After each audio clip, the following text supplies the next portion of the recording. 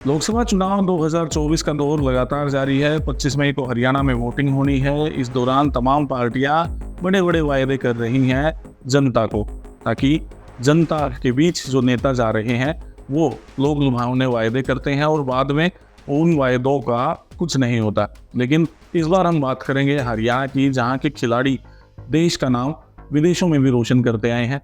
भिवानी महेंद्रगढ़ लोकसभा एक ऐसी सीट है जहाँ के खिलाड़ी बेहद मशहूर हैं। बड़े बड़े खिलाड़ी वहाँ से निकल कर सामने आए हैं। और अगर भिवानी की बात की जाए तो इसे मिनी क्यूबा कहा जाता है, खिलाड़ियों की नर्सरी कहा जाता है। और वहाँ के खिलाड़ियों को सुविधाएं देने के लिए तमाम पार्टियां भी दावे कर रही हैं। इसी मुद्दे पर चर्चा के लिए हमारे साथ मौजूद हैं पवन यादव जी, मशहूर समाज सेवी और उद्योगपति हैं। लगातार इनसे चर्चा हम कर रहे हैं पिछले कुछ दिनों से, और हम इस मुद्दे को लेकर बात करना चाहेंगे पवन जी कि आखिर खिलाड़ियों को किस तरीके की सुविधा हमारे प्रदेश में मिलनी चाहिए ताकि वो आगे चलकर और भी ज़्यादा देश का नाम रोशन कर सके। सबसे पहले आपका स्वागत है। धन्यवाद धनखड़ जी। जैसे कि पिछली चर्चा में हमने शिक्षा का जिक्र किया था, तो भिवानी महेंद्रगढ़ में मैं आपको बता दूं कि महेंद्रगढ़ पिछले 8-10 साल पहले और पीछे चले जाओ 15 साल तक, तो मेरे ख्याल से, मेरे नॉलेज के हिसाब से शिक्षा में नंबर 1 महेंद्रगढ़ ही कहलाता था कि शिक्षा का हब है। और वहाँ पे जमींदार अपने बच्चों को बड़ी मेहनत से पढ़ाते लिखाते और बच्चे भी अव्वल दर्जे में आते हैं। आपने देखा होगा अच्छे अच्छे बड़े बड़े रैंक्स में भी जो बेटियां भी थी उन्होंने भी स्टैटिकल्स भी एक पास किया था गुड़िया ने। तो मतलब एक एजुकेशन में महेंद्रगढ़। अब आ जाओ स्पोर्ट्स में और सोल्जर्स में, वो भिवानी का एक अपना ही रुतबा रहा है, उस चीज़ में नाम रहा है कि जो रेसलर्स हैं या और अलग अलग गेम में आपने देखा होगा कि गोल्ड मेडलिस्ट है, या कि मैं कहूँ कि आज के दौर में भी अगर कहीं पे मसल्स पावर्स भी है तो वो भिवानी एरिया में है, क्योंकि वो लोग टाइम निकालते हैं, अपने स्वास्थ्य के लिए भी टाइम निकालते हैं। तो उनको एक एनवायरनमेंट चाहिए कि एक स्पोर्ट्स एक्टिविटी करने के लिए, चाहे वो स्टेडियम हो, चाहे वो अच्छे कोचेज़ हो, चाहे अपनी और कहते हैं ना कि एजुकेशन के साथ साथ खेल की व्यवस्थाएं जो सरकार द्वारा दी जाती हैं। तो मैं कहना चाहूँगा कि स्टेडियम भिवानी में ऑलरेडी है, तो एक स्टेडियम की जो ज़रूरत है वो या तो इसमें अपना दादरी में है, और दूसरे स्टेडियम की जो ज़रूरत है वो नांगल चौधरी में है, जिससे कि उस एरिए से हमारे जो स्पोर्ट्समैन है और आगे निकल के आए। और आपको पता है कि हरियाणा खेल में सबसे आगे रहा है, चाहे वो कबड्डी हो, चाहे वो कुश्ती हो, चाहे वो और भी कोई दूसरे खेल हो, उसमें सबसे ज़्यादा ऊपर हरियाणा रहता है। आपने ग्लोबली देखा होगा, इंटरनेशनल गोल्ड मेडलिस्ट भी हमारे पास है, और नेशनल की आप गिनती करोगे तो 60% हरियाणा से होंगे, और उन 60% में 40% लोग भिवानी महेंद्रगढ़ से ही होंगे।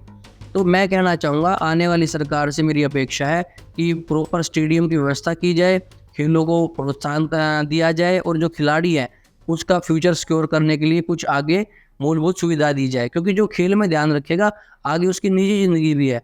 तो अच्छे मतलब उनको जो, जैसे पिछली मैंने देखा था योजनाओं में सरकारों ने अलग अलग तरीके से उनको प्रोत्साहित भी किया था कि भाई उनको नौकरियां भी दी थी, किसी को डीएसपी भी अपॉइंट किया। पदक लाओ पद पाओ नीति। हाँ, पदक पाओ पद लाओ नीति तो देखो एक पॉलिटिकल वो हो जाएगा। मैं नहीं कहना चाहूँगा पॉलिटिकल विषय पे कुछ भी, मैं इतना जरूर कहना चाहूँगा कि भाई जब बंदा खेल में ध्यान रखता है तो उसका भविष्य सिक्योर होना चाहिए, उसको रोज़गार मिलना चाहिए, तो वो रोज़गार सरकार को देना चाहिए। और सरकार की साइड से जब नाम ही वहाँ बोला जाएगा हरियाणा से बंदा है और बाहर खेलने जाएगा, तो पीछे उसका परिवार भी है, उसके माँ बाप भी हैं, या उसके बच्चे भी हैं, तो उसको उनके उस पालन पोषण के लिए भी जो एक, मैं कहूँगा कि स्कॉलरशिप तो खेलते टाइम मिलेगी, लेकिन जब एक लेवल से बाहर बियॉन्ड जाके उसको अपनी कहते हैं ना कि ये तो स्किल्स वाला गेम है, ये तो इनका जितना चार्ज रहेगा ना उतना खेलेगा, क्योंकि उसको जब गेम आते हैं उससे जस्ट पहले, अगर मान लो 3 महीने बाद गेम है तो 3 महीने लगातार वो प्रैक्टिस जारी रखेंगे, तब जाके उस खेल में भाग ले पाएंगे। और अगर हम ये देखें कि कल खेल मतलब 1 हफ्ते बाद ही है और कोई चला जाए, तो ऐसे कोई भी एथलीट या वो नहीं बन पाएगा रेसलर। तो मेरा मानना ये है कि उनका फ्यूचर भी सिक्योर हो, जो खेल में नाम करे, अपने हरियाणा का नाम करे या भिवानी महेंद्रगढ़ का नाम करे, तो उन बच्चों के फ्यूचर के सिक्योरेंस के लिए सरकार को कुछ ना कुछ सोचना पड़ेगा, उनके लिए रोज़गार या सरकारी नौकरियां उनको प्रोवाइड करानी पड़ेगी। रही बात इसकी कि भाई वहाँ पे उस एरिया में अब खेल से संबंधित जो चीज़ें हैं मेरी नॉलेज में जितना है कि एक भिवानी में स्टेडियम है और शायद महेंद्रगढ़ में भी एक स्टेडियम है, बाकी नागल चौधरी है जो बिल्कुल पिछड़ा हुआ है, जहाँ एक स्टेडियम की बहुत ज़्यादा ज़रूरत है।